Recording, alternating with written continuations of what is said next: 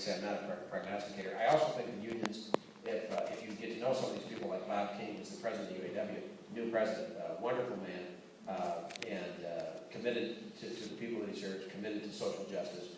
I think that they are making concessions. They understand that the economy is different right now. They're still committed to social justice, but they understand that we need a win-win, that the businesses have to win in order for labor to win. And that's been my approach. As a mayor, I've helped bring labor and business together. It's not about labor getting 100% of what they want or a company getting 100%.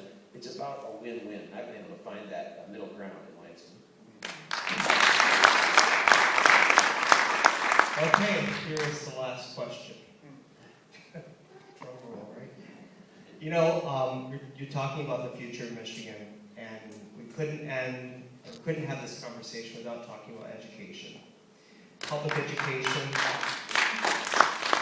as you know, is in desperate need of some sort of reform or maybe a complete overhaul. The education gap, it continues to widen between our urban and suburban core. And the result of this has been that we are now seeing that Michigan's future is never more critical than focusing on this one area, that we have to focus on that. In order to ensure that we have a viable economic future, preparing people to enter the workforce, to enter adulthood, what will you be able to bring as governor to help change this trend that we're obviously experiencing every day now? So, Tommy, to understand, so you feel that public education is getting worse?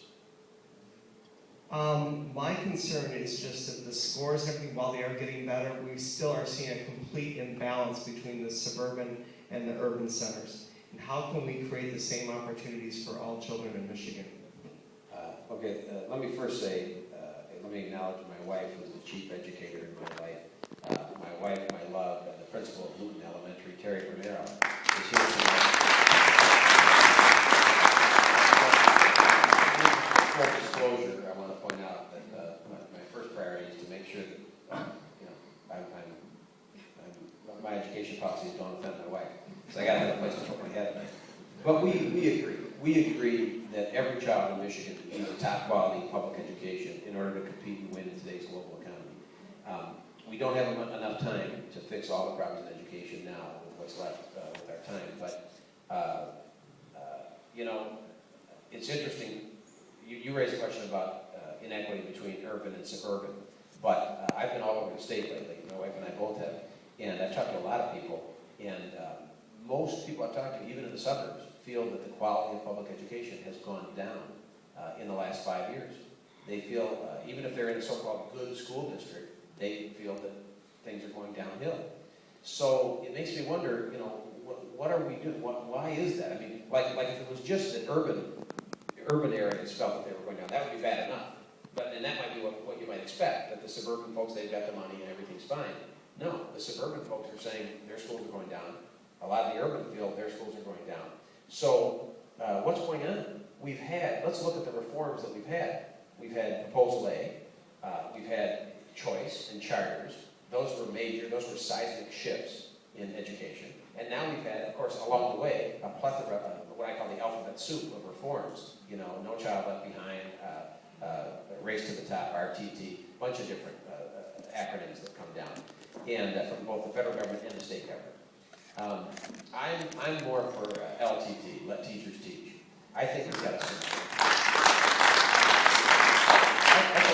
support our teachers in our schools. I think we do have to look at funding, and we're going to have a blue ribbon task force right away to look at equitable funding. That's an issue, no question about it.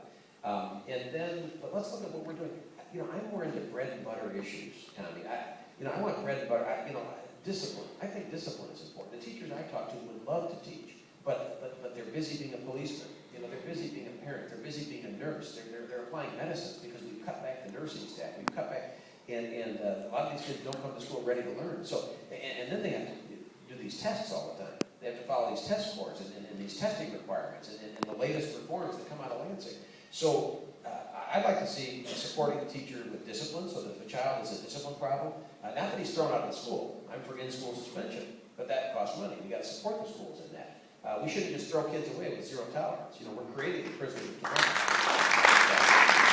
So, and we need all, so we gotta really look at where we're going. We gotta look at charters and choice and say, what have they done to schools? And then we gotta look at consolidation, collaboration, cooperation, coordination, and yes, consolidation. We have a lot of school districts, 83 counties, some 580 school districts, a lot of money in bureaucracy. I'd like to see us put the money at the classroom level, where it can make a difference. Education is a great question to finish with, and that, out of respect for the producers of the film that comes up after this, we do have to close, so everybody can give Virg a big round of applause.